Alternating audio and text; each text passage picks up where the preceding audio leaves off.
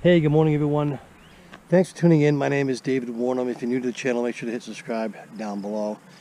This morning we're starting off at Bears Den, Waterfall in New Salem, Massachusetts. Should be a short, easy walk into the waterfall. It's just about a 5-minute walk in. The trail is easy to find right here off the road.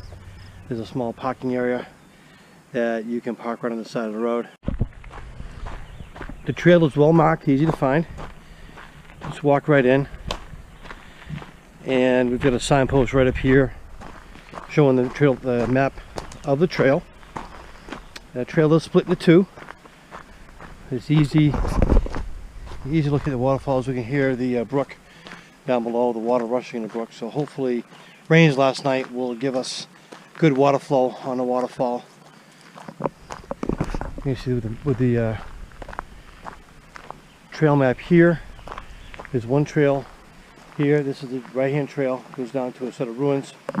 We're not going to follow that, so we want to stay to the left, right here. It's not a hard walk. It's pretty easy. I do recommend, though, where it's summertime, wearing bug spray. Even though we're not walking through any flora, so there's no grass or anything, but ticks are a definite concern this year anyway, so we want to be sure that we're well protected. What you want to do is when you get to this point here, you can see the brook down below. We're going to go right up here, right up these rocks. You want to be careful because where it did rain, it can be slippery and a little bit of a walk up. Sounds like there's a good waterfall. We're going to split right through here. Alright. Ladies and gentlemen, Bears Den Falls. There are a number of good compositions at this location. I've been here a few times in the fall. This is the first time this year I've visited Bears Den. There's a little pool down here. You can see you get swirling water. That can definitely give you really good foreground.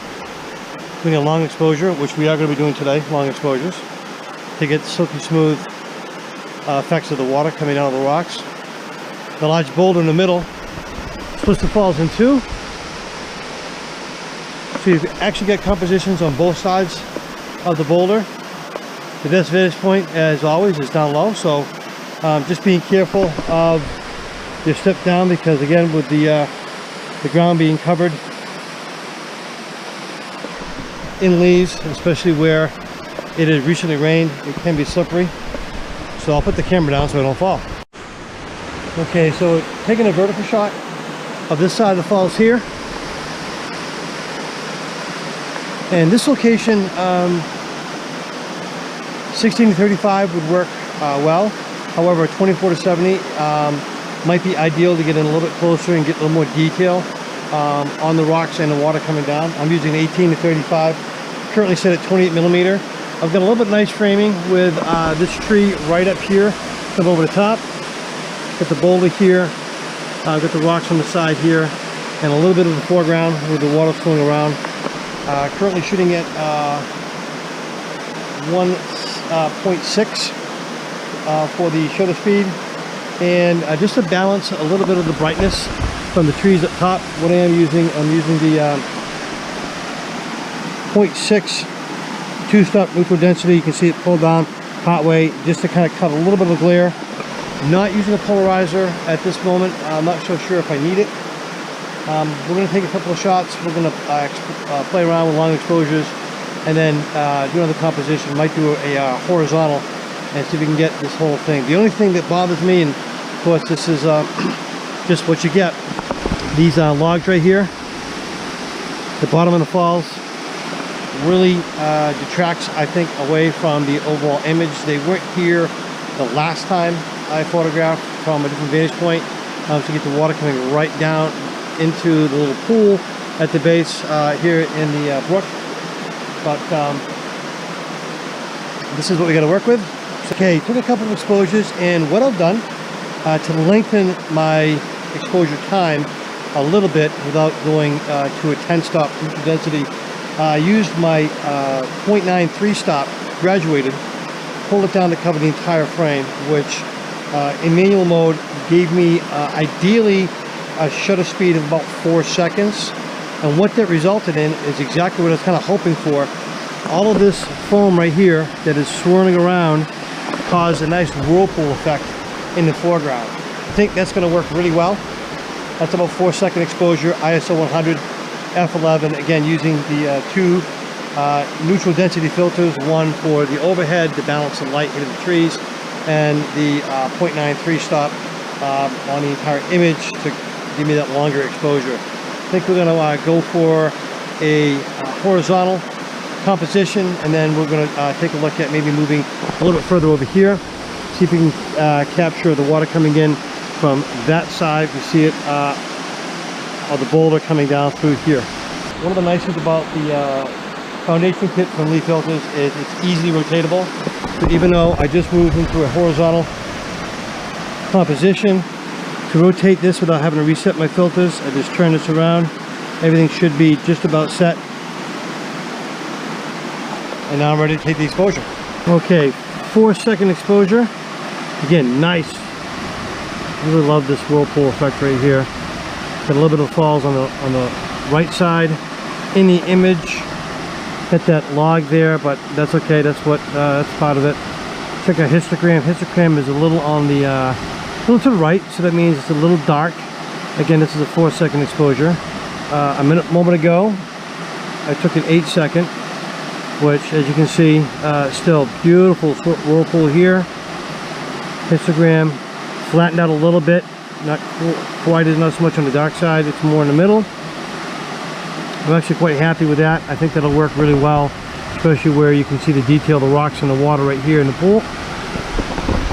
So I think this is that's good for this particular composition. We're at just about 28 millimeter in framing. Any wider than that, I think at this point I'm going to catch too much of the stuff overhead that I don't want.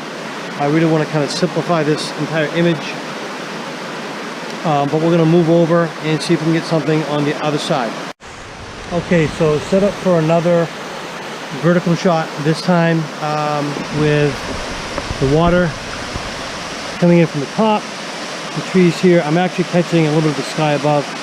Still not using the polarizer, but what I've done is I've noticed I've rotated around the foundation kit so that my 2-stop 0.6 neutral density is on an angle just to cut the light on these trees up here along with the sky. And we're taking a 3-second exposure, which I will take on right now, and I will show you exactly what we're getting. So I've gone out to about 24 millimeter to try to capture all the water fanning out. So here's what we've got. See a nice fan of water. To move up, you can see the sky right here. A little overexposed in this area, which we can take care of in Lightroom afterwards. But overall, really good. I got this nice foreground here, strong foreground, these rocks right in the front. So these rocks are here, my foreground. And of course, actually, I do like that log is there. The sun's hitting it. I like it. It's an interesting composition. And again, this is exactly what we found. So this works pretty well. We'll do a horizontal composition, and we'll show you the photos in a little bit. Best vantage points are right down here low. With a my 18 to 35, I'm getting some really good compositions. If you had a 24 to 70 or a 24 to 105, you would definitely be able to get in and get more detail and get closer to this water here. without getting wet, although I recommend wearing hiking boots when walking in because of the walk in and out. Can be steep here and slippery, but a pair of muck boots would be ideal if you wanted to get down into the pool, into the water, and getting close to the falls on the left hand side over there. I don't recommend going down into this area. These rocks are slippery. It is very uneven. However, in the past I have been able to get into this pool, which is very shallow, which I won't do today because I'm wearing hiking boots. But I've been able to get down into this pool right here. It's just sandy right here, and get nice and close to that water there, which I think looks fantastic. Okay, so I set up at the edge of the water. So I'm right here in the water, and I'm sitting very carefully on this rock and balancing my feet so I don't fall in the water. Recompose the shot to focus on the water coming in there over the rocks, and the foreground being the whirlpool effect right here. So 4-second exposure. Looks like it works out pretty well. I would ideally like to get in a little bit closer and focus more detail on the water here and over here.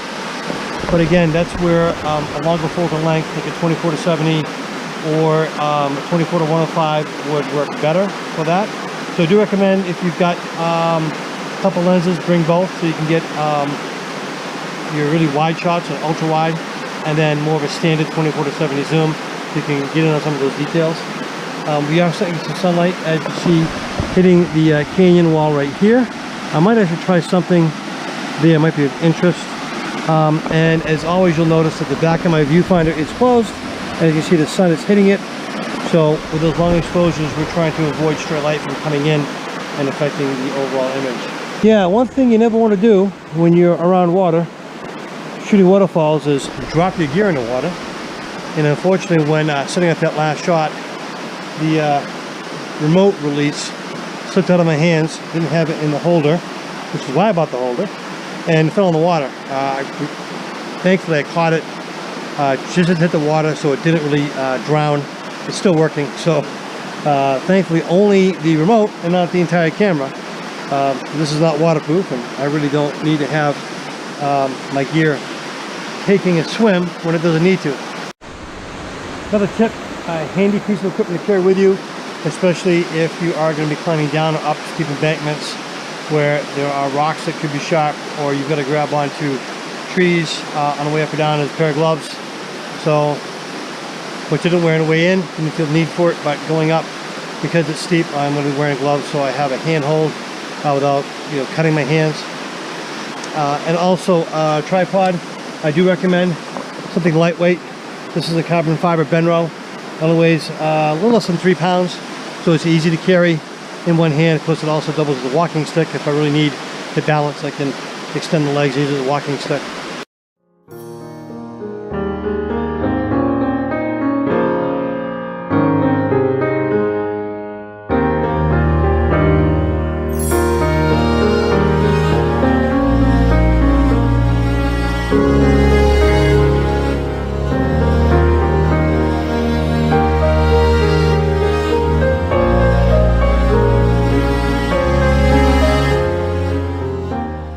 I hope you enjoyed today's video. This is first in a series about photographing waterfalls.